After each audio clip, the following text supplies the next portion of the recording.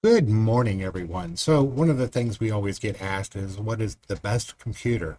Well, again, not easy to make that determination. It really depends upon your personal preference, what you're looking for, and so on and so forth. But if we're going to compare similar laptops, let's look at this. So, I made a spreadsheet up on Google Sheets. It probably won't be published, but it's something I might use for just internal reference or to help me make that determination. Yeah, there's a lot of stuff that really goes into determining the computer that has the best value. Now, the two laptops I'm looking at here is a Dell Inspiron. As you can see, its retail price is $335, even though it says $329 here. So that's the price I'm going to use. And from Newegg, this Toshiba. So this is where it gets a little bit tricky, and this is where if you don't know tech, this is where you're going to unfortunately maybe shoot yourself in the foot if you're not careful. So here's the Toshiba, here's the Dell. So this is where you really need to get into the nitty-gritty. So in this particular case, the Toshiba has a dual core processor. The Dell has a quad core. That's why it says 2 and 4. Each of the processors are 1.8 gigahertz each. Each processor only has one thread per core. That's important later on because if you get into gaming computers, you really want the thread count up. You want 2 or 4 threads per core because that's just even faster. But in this particular comparison, there is only one thread per core, which means there's only one line coming into that processor, and there's 2 processors. So on the Toshiba, there's 2 processors, so there's one line, 2 cores. That's why when you do the math, it comes out to about 3.6. When you're doing the Toshiba, when you're looking at the Dell, there's 4 cores, 1 thread, 7.2. So, that's this number times this number times this number, it gives you this. So when it comes to processing power, the Dell has the advantage. Hard drive size was 128 gigabytes on both of them, and they're both using M.2s. Now remember, I've mentioned in previous videos, I'll say it here again, an M.2 is 6 times faster than a mechanical drive. That's why these numbers are here. M.2s are really, really fast. M-SATAs are 3 times faster. Now, the one drive I didn't put in here, and I may put that in there, is going to be a solid-state SSD that looks like a 2.5, like this. Generally, they're 4 times faster. I'll have to add that to this eventually. But anyways, when you do the math, it comes out to a score of 768 on both of them. So no big deal there. Both of them have 4 gigs of RAM. No real difference there. Both of them are 15-inch monitors. No big deal there. Both of them are doing shared graphics. If this was a computer you're going to use for gaming or video editing or photo editing, I would not recommend either one of these because it's using shared graphics. You really need dedicated graphics, or you need a processor that has GPUs. Now, a reason why I mention this is because the Ryzen 5 3600G has 6 processors, but 2 of those processors are dedicated just for video. So that's where these numbers would come into play. And of course, video RAM when you're doing that. So when you have dedicated video, those numbers really change also. The other thing is to look at your port connections. Now, by default, most computers have a video out, whether it be VGA, HDMI, so that's not really important. But technology is changing. And here's the reason why I say this. This is where it's going to be the deal breaker for you, depending upon what you want to do. This Toshiba has 3 USB 3 ports and 1 Type-C. Now, if you're not familiar what a Type-C is the connection that goes to your cell phones. Well, modern cell phones. It's this itty bitty tiny thing. So if you do a lot of data transfers between your phone and your laptop, that's going to be important. So this would be the deal breaker for you. So, and that's why it's rated higher.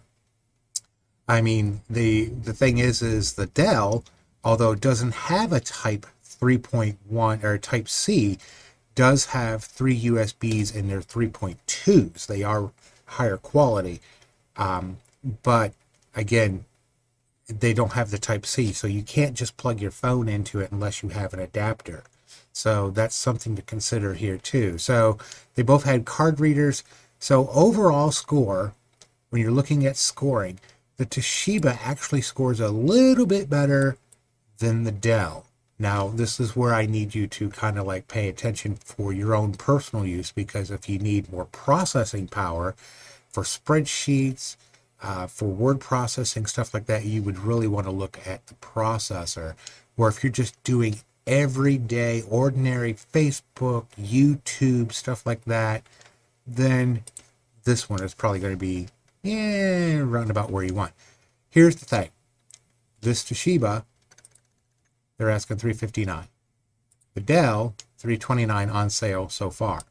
So that's, when you come down to overall value, the lower the number the here, the better the value. So the Dell overall is the better value, like I said, but there are make and break decisions. If you need that Type C USB, then that's going to be your selling point. That's going to be your deciding point there. If you don't need that, then obviously the Dell is the better choice for you.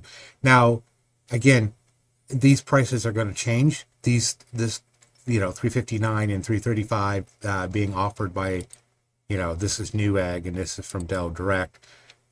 Tomorrow, those numbers can change and skew this all the way, every which way. But that's overall how you look at it.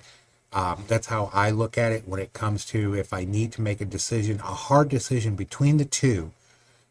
This is how I kind of judge it. I know it's kind of techy.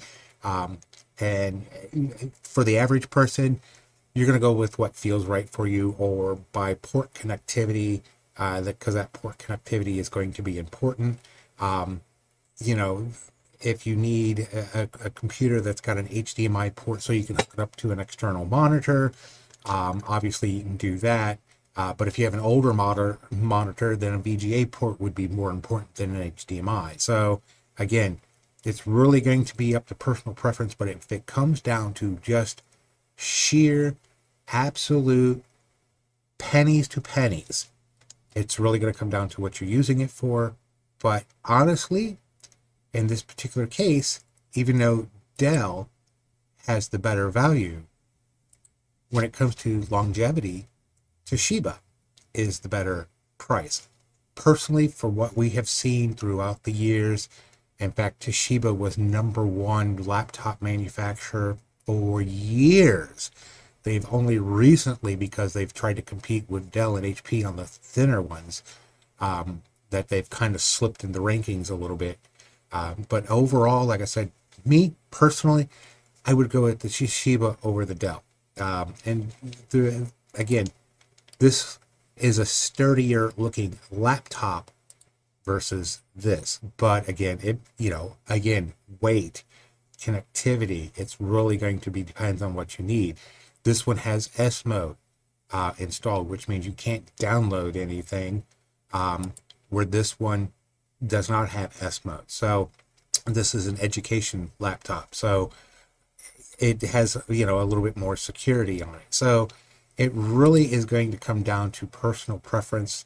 It's hard to say, I get this question all the time. Well, what's the best laptop? There is none. It's really going to come down to, what do you personally need?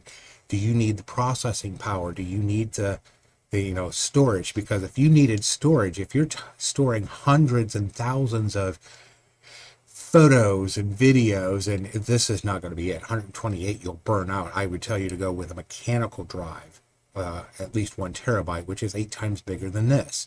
So it's really going to come down to what you are looking for and what you want to use it for. And these are just different ways of looking at it. Is the screen size important? Maybe to save a few bucks, you can go with a 13-inch screen. But if you have bad eyes, you might want to consider, well, maybe a 17-inch is the better choice. Now, bigger the screen, the heavier the laptop is. So again, something to remember. Do you need that dedicated graphics card? You know, are you gaming? Are you doing video and photo editing? Do you need that capability? If you don't, just everyday use for a laptop, then shared graphics is fine. Again, and it comes down to port connectivity. But myself, personally, I would go to the Toshiba, even though it's a few dollars more. It also is scored up a little bit more too. But again, your choice on how you do that. So if you found this useful, like and share, subscribe to the channel if you can. Find us on Facebook over here. Computer problems, have more questions, you can give us a call, or you can even text that number now and we'll take care of you. You guys have a great day. I will talk to you later.